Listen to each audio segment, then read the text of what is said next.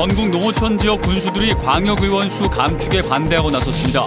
광역의원 수가 줄면 지역 대표성이 침해된다며 목소리를 높였습니다. 청주 지역 배달 대행 업체들이 배달료를 일괄 인상했습니다. 상인들은 일방적으로 통보를 받은 상황인데 상인들의 의견이 반영될 수 있는 구조가 마련돼야 한다는 목소리가 나오고 있습니다. 피감기관으로부터 공사를 특혜 수주했다는 의혹을 받고 국민의힘을 탈당했던 박덕흠 의원이 복당했습니다. 당을 떠난 지 1년 3개월 만입니다. 2022년도 대입 정시 모집 원서 접수가 마감됐습니다. 국내 주요 대학들의 경쟁률은 대체적으로 지난해보다 오른 것으로 나타났습니다. 이게 다 너를 위한 거야. 이게 다 너를 위한 거야. 충북보건과학대학교. 여러분 안녕하십니까. CJB 8시 뉴스 시작합니다. 올해 6월 지방선거를 앞두고 전국의 인구 감소 지역 군수들이 국회에서 기자회견을 열고 도의원 수 감축에 반대하고 나섰습니다. 영동군 같은 경우 2명에서 1명으로 줄어들어 농어촌 지역 목소리를 제대로 대변할 수 없게 된다는 것인데 국회 정개특위가 어떤 해법을 내놓을지 주목됩니다. 안재원 기자입니다. 전국 농어촌 13개 지역 군수들이 연초부터 국회로 몰려가 광역의원 선거구 획정을 재검토할 것을 요구했습니다.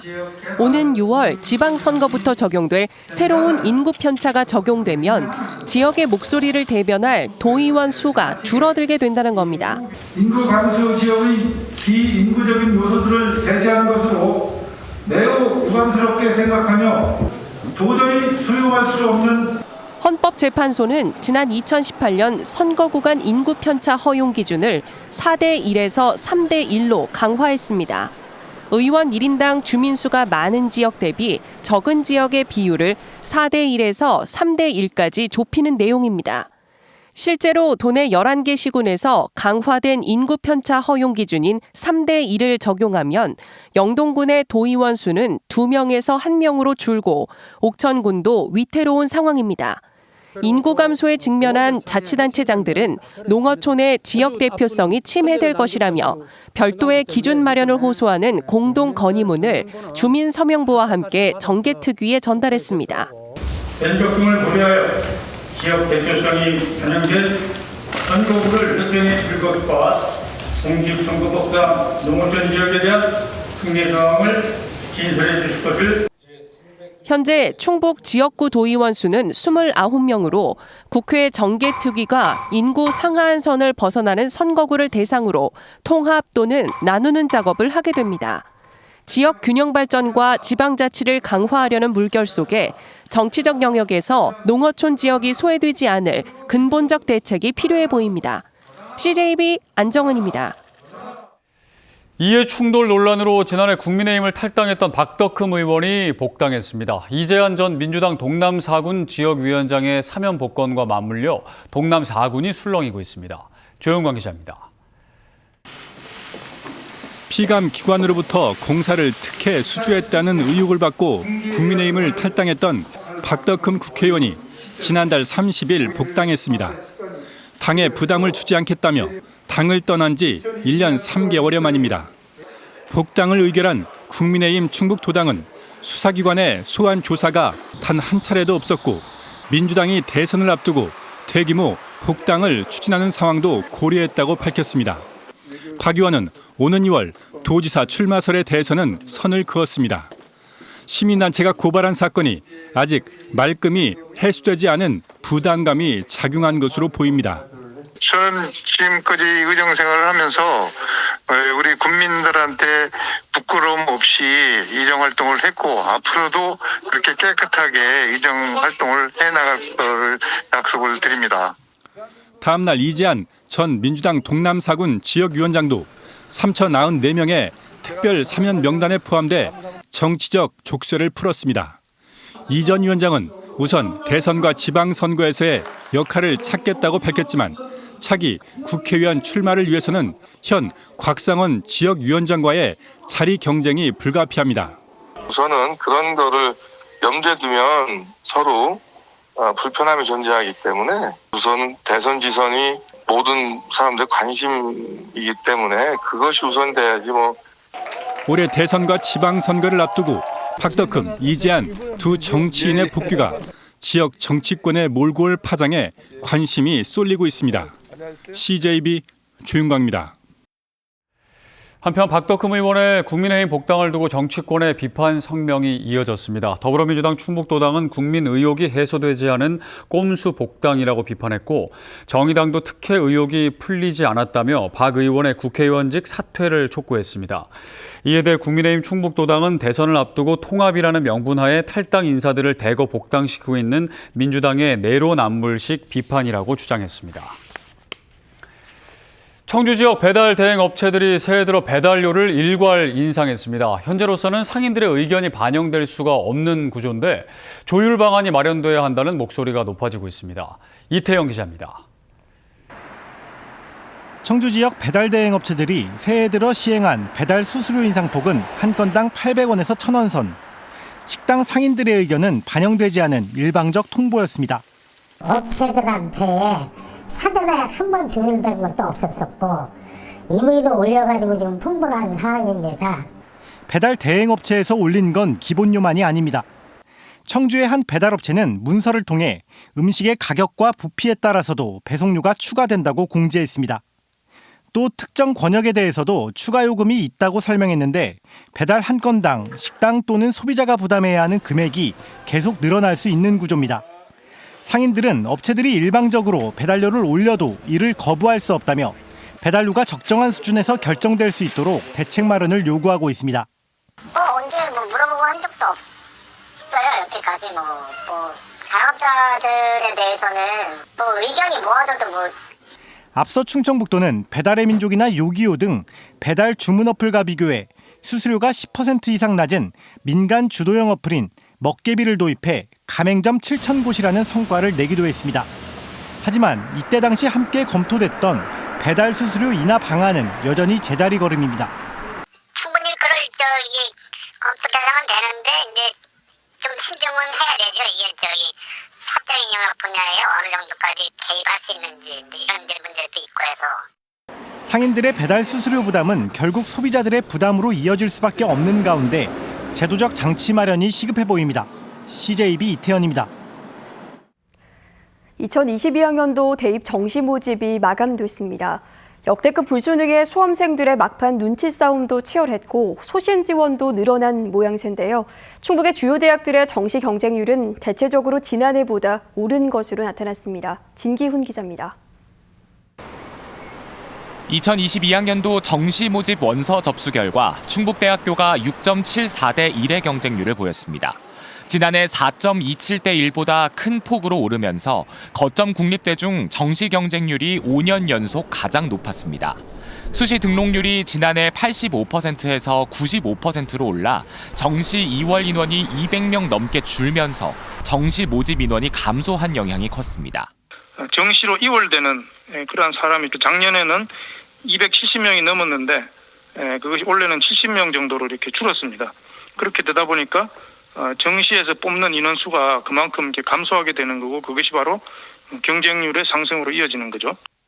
다른 대학들의 정시 경쟁률도 지난해보다 대체로 올랐습니다. 청주대의 경우 3.89대 1의 경쟁률을 보여 지난해와 큰 차이가 없었지만 서원대는 4.16대 1을 보여 지난해 3.72대 1보다 소폭 상승했습니다. 청주교대와 한국교원대, 한국교통대 등도 정시 경쟁률이 지난해보다 일제히 상승했는데 역시 역대급 불수능에 정시 2월 인원이 줄어든 영향이 큽니다. 실제 수험생들의 치열한 막판 눈치 싸움 경향도 나타났는데 지난 2일 원서 접수가 마감된 청주교대의 경우 마감 직전인 오후 2시 30분까지 1.5대 1의 경쟁률을 보였지만 오후 5시 마감 결과 최종 경쟁률이 2.6대 1로 껑충 뛰었습니다. 모집 단위별로는 의학 보건 계열이 올해도 강세를 보인 가운데 14년 만에 학부제가 부활한 충북대 약학과는 경쟁률이 13대 1로 두 자릿수를 보였습니다. 한편 충청대와 충북보건과학대, 충북도립대 등 도내 전문대학들의 정시 원서 접수는 오는 12일까지 진행됩니다. CJB 진기훈입니다. 폐기물 처리업 허가를 놓고 3년째 끌어온 법적 분쟁이 결국 음성군의 승소로 막을 내렸습니다. 각종 폐기물 업체의 난립으로 몸살을 앓아온 음성군은 이번 승소로 추가 입주를 막을 수 있는 법적 근거가 마련될 전망입니다. 이윤영 기자입니다.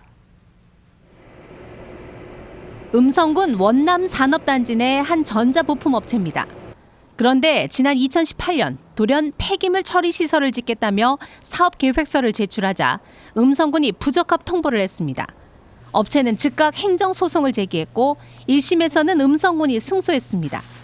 하지만 2심에서는 달랐습니다. 군의 부적합 통보가 잘못됐다며 업체의 손을 들어준 겁니다. 다시 음성군이 상고했고 대법원 판결에서 승소를 이끌어냈습니다. 해당 업체가 전자부품 업종으로 입주 계약을 체결하였으므로 폐기물을 원료로 제품을 생산하는 것은 관리기본계획에 위배된다며 2심 판결을 파기환송한 겁니다. 저희도 이제 1심에서 승소했지만 2심에서 패했기 때문에 패한 원인도 잘 분석하고 또 법원에서 저희 논리를 받아들인 부분하고 주민들이 좀 피해 볼 거를 법원에서 좀 막아줬다. 그동안 폐기물 처리 시설의 허가를 극렬히 반대해온 주민들도 크게 환영했습니다. 너무 기쁘고 고맙다는 생각이 들어서 앞으로 원남면에는 이제 어떠한 환경 폐기물도 들어설 수 없다는 그런 본보기가 된 것 같습니다. 음성군 의회도 폐기물 업체의 추가 입주나 증축을 제한할 것을 강력히 촉구했습니다. 산업단지라든가 기업체가 많이 입주를 하고 있는데 환경이라든가 여러 가지 여건을 생각해서 폐기물을 원료로 하는 그 재생업에 대해서는 좀 더 적극적으로 제한을 할 필요성이 있을 것 같습니다. 한편 원남 산단에는 이미 6개의 폐기물 업체가 입주해 있으며 음성군 내 100여 개 폐기물 업체가 성업 중에 있습니다. CJB 이윤영입니다. 국내 최초로 문을 연 제천 청풍호의 수상비행장이 사업 시작 3년 만에 결국 다시 문을 닫았습니다. 40억 원의 사업비를 쏟아부었지만 막대한 예산만 낭비한 채 또다시 애물단지로 전락할 위기에 놓였습니다. 박원 기자가 취재했습니다. 지난 2019년 40억 원의 사업비를 들여 개항한 제천 수상비행장입니다. 사업 추진부터 8년간의 각종 진통 끝에 야심차게 수상 관광 사업이 시작됐습니다. 그러나 코로나19라는 악재와 맞물려 3년간 이용객은 300명대에 머물렀습니다. 업체 측의 경영난은 갈수록 심각해졌고 약속했던 10인승 수상 비행기도 끝내 도입하지 못했습니다. 계속해서 정상 운영의 실마리가 보이지 않는 상황. 제천시가 결국 칼을 빼들었습니다. 더 이상 수상 비행장을 애물단지로 전락시킬 수 없다며 위탁 운영사와 맺었던 3년간의 계약 기간이 만료됨에 따라 최근 업체 측에 연장 불가를 통보했습니다. 연장 신청하려면은 관련 공문하고 관련된 서류를 제출해달라고 요청을 했어요. 관련 공문하고 서류가 제출되지 않아서 저희도 검토할 수 있는 사항이 없기 때문에 그래서 연장 불가 통보를 내보낸 거거든요. 하지만 업체 측은 크게 반발하고 있습니다. 코로나19 때문에 운영이 어려웠던 만큼 제천시와의 협약에 따라 2년간 계약을 연장해줘야 한다고 주장하고 있습니다. 이런 가운데 전국 최초의 수상비행장 운영이 또다시 실패로 돌아가면서 사업자를 선정했던 제천시도 비판을 피할 수 없게 됐습니다. CJB 박원입니다.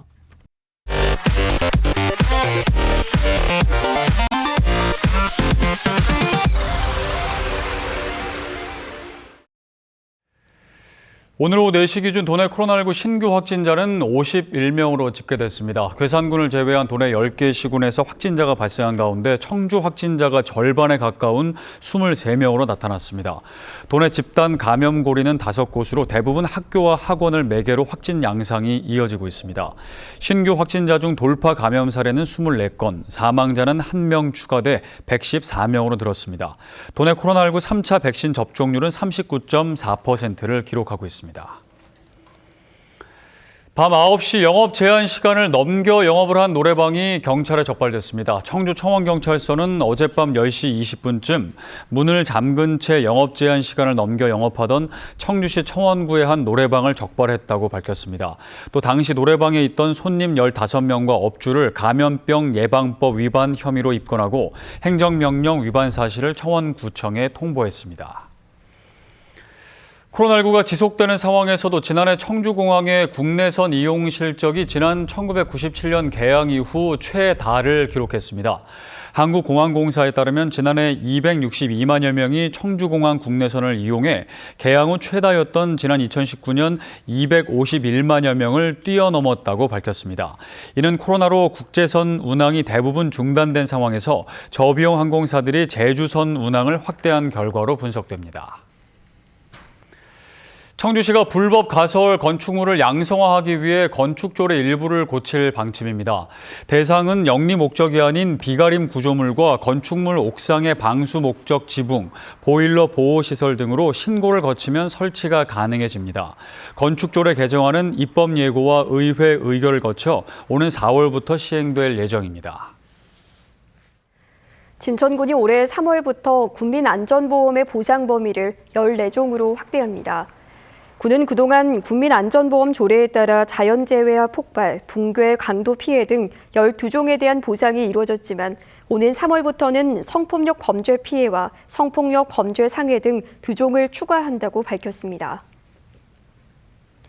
임택수 전 청주시 부시장이 국민의힘에 입당하고 음성군수 출마를 공식화했습니다. 임 전 부시장은 고향인 음성군의 미래를 위해 오는 6월 지방선거에 출마하겠다고 밝혔습니다. 이로써 국민의힘 음성군 후보는 이기동 전 충북도 의장과 구자평 전 금왕읍장 등 3명으로 늘었으며 당내 경선을 통해 더불어민주당 소속인 현 조병옥 음성군수와 대결이 예상됩니다. 오늘 낮 2시쯤 청주시 오송읍의 한 야산에서 불이 났습니다. 인력 130여 명과 헬기 넉 대 등이 산불진화 작업에 나서며 2시간 만에 불길은 잡혔지만 임야 0.9헥타르가 소실된 것으로 파악됐습니다. 산림당국은 인근 주택가의 지하수 발전기 작동 과정에서 모토 과열로 인해 불이 시작된 것으로 보고 있습니다. 충북의 소재 부품 장비, 즉 소부장 산업의 생산액이 전국 17개 시도 중 7번째로 높은 것으로 나타났습니다.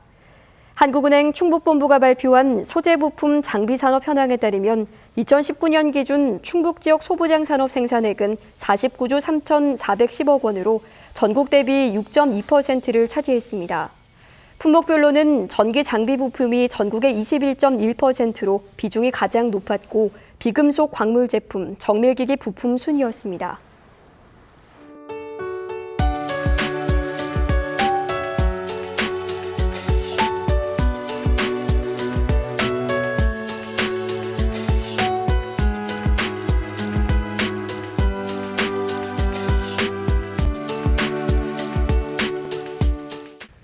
CJ 8시 뉴스를 모두 마칩니다. 시청해주신 여러분 고맙습니다.